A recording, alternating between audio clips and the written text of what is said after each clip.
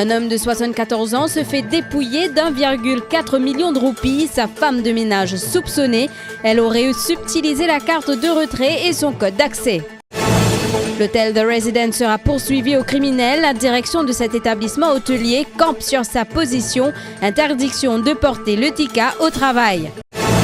Nouvelle descente de l'ICAC à l'IBA aujourd'hui. Les enquêteurs sont à la recherche de documents relatifs à l'affaire Chumka.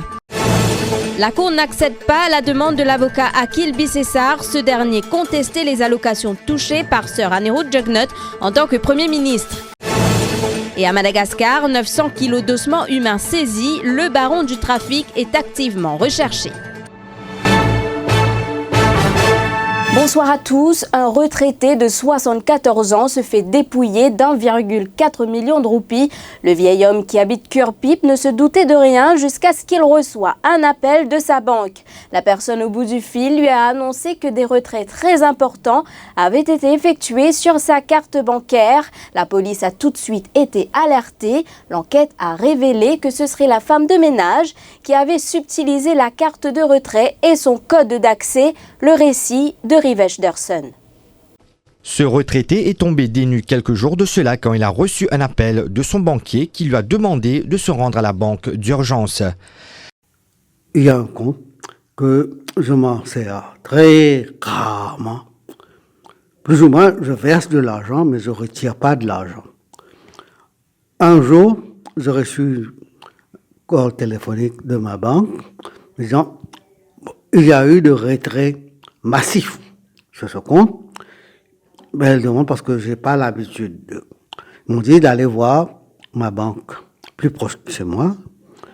J'étais choqué de voir il y a des retraits massifs, il y a des retraits dans des casinos où je ne mets jamais les pieds. Et tout de suite, je dis de fermer le compte.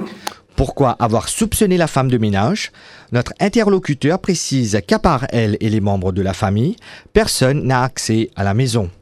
J'avais déjà essayé de penser qui sont les personnes qui ont accès chez moi pour voler ma carte et le PIN number. J'ai eu des soupçons sur ma bonne.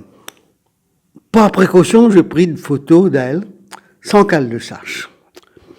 Et je montrais ça au CID. Et je crois que le CID ont été dans les casinos, voir les caméras, tout ça. Elle a été coffrée. De perdre une telle somme d'un coup comme ça, c'est pas facile à digérer. Suite à l'enquête de la police, Marie-Louise Natassian, la femme de ménage, ainsi que son complice présumé Hans-Pierre Gérard ont été arrêtés. Le port du tika par les employés de l'hôtel The Residence est toujours interdit. L'établissement hôtelier ne changera pas ses règlements après une réunion de plus d'1 heure à la Victoria House. Avec la direction, le ministère du Travail se trouve dans l'obligation de prendre des mesures sévères. Cet hôtel situé à Belmar sera poursuivi au criminel et l'affaire sera également portée devant la commission conciliation et médiation.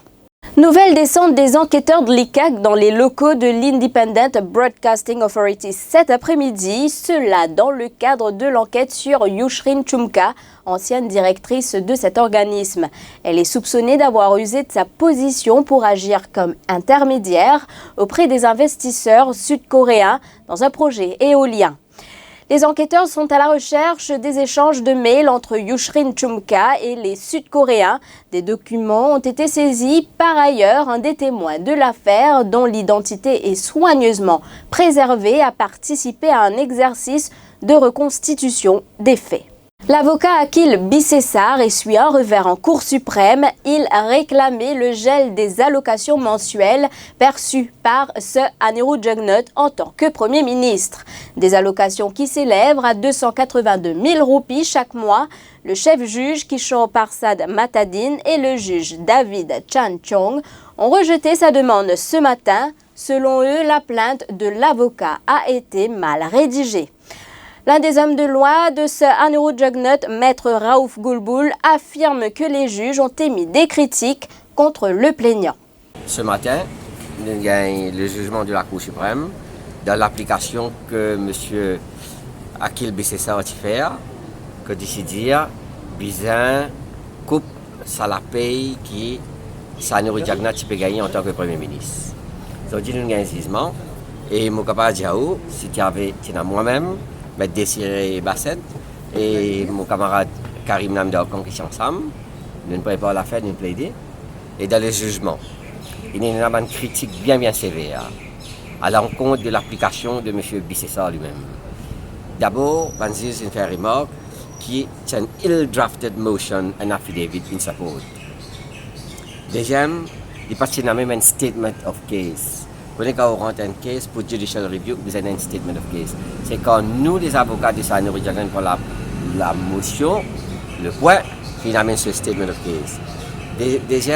Troisième, Banziz n'est pas capable de donner permission pour demander judicial review. Qui fait? Parce qu'il définit faillir dans ce devoir pour montrer qu'il y a un locus standi. Qui veut dire qu'il est capable de présenter sa case là au cours. Et un taxpayer par lui-même n'est pas suffisant pour capable de donner le droit pour le challenge, c'est qu'il définit une demande pour challenge devant la Cour suprême. L'autre point que Banziz fait référence, qui est sous application devant la Cour, pas fin disclose an arguable case. Qui veut dire qu'il n'a pas fini, il n'y a aucun point valable qu'on est capable de discuter en cours. Ce point n'est pas valable du tout.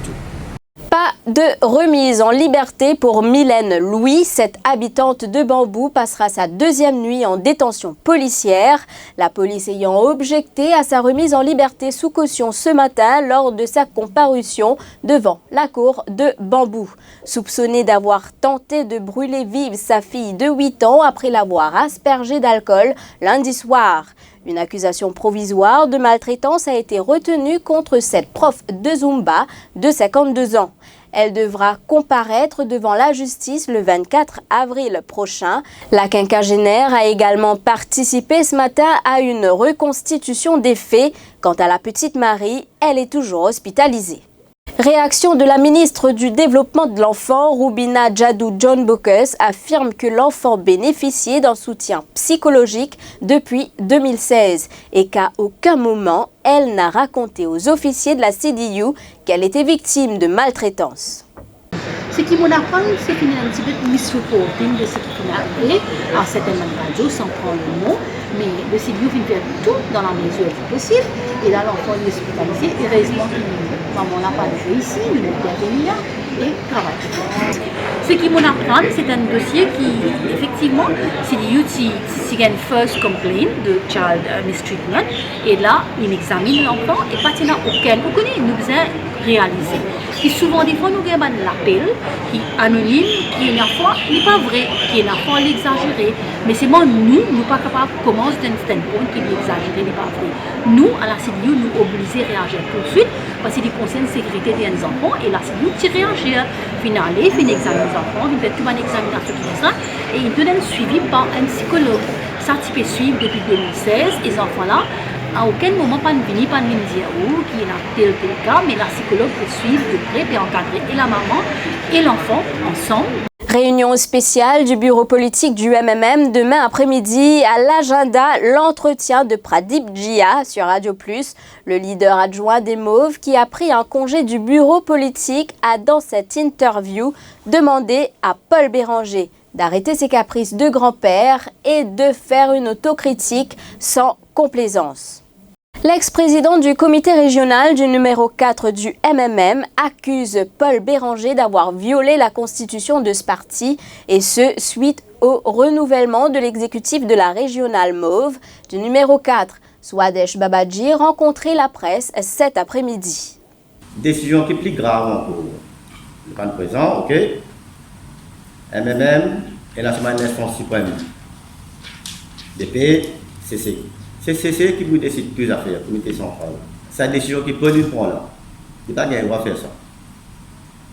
D'après la constitution du MMM, que dernièrement, il ne faut pas connaître ma camarade, c'est une copie. Ce n'est pas mon dirigeant parti, mon dirigeant BP, ce n'est pas Paul même. Il lit la constitution là. Puis article 16, règle de discipline, c'est le comité central qui vient prendre une décision. Paul n'a pas venir quand même le leader, il n'a pas venir dans le comité central, dans le régional, pour venir prendre une décision, révoquer un camarade. Et puis à Madagascar, 900 kilos d'ossements humains saisis dans le sud-est de la Grande Île. Le baron du trafic activement recherché. Cette saisie spectaculaire d'ossements humains a abouti à 4 arrestations. Ces ossements étaient dissimulés dans des sacs près d'une cabane. Les squelettes ont été confisqués. Ils seront remis aux habitants du quartier qui se chargeront de les enterrer, à moins que quelqu'un se présente à la gendarmerie pour signaler les pertes. Les forces de l'ordre poursuivent leur recherche afin de mettre la main sur le baron du trafic et la destination finale de ce marché noir. Née le 8 juin 1925, Barbara Bush, épouse de George Bush et mère de George W. Bush, s'est éteinte à l'âge de 92 ans. Souffrant depuis plusieurs années d'une maladie pulmonaire et cardiaque, elle avait décidé d'arrêter son traitement médical et de recourir aux soins palliatifs dimanche dernier. C'est ici que prend fin cette édition. Merci de l'avoir suivi. L'information en continu sur le www.defimedia.info.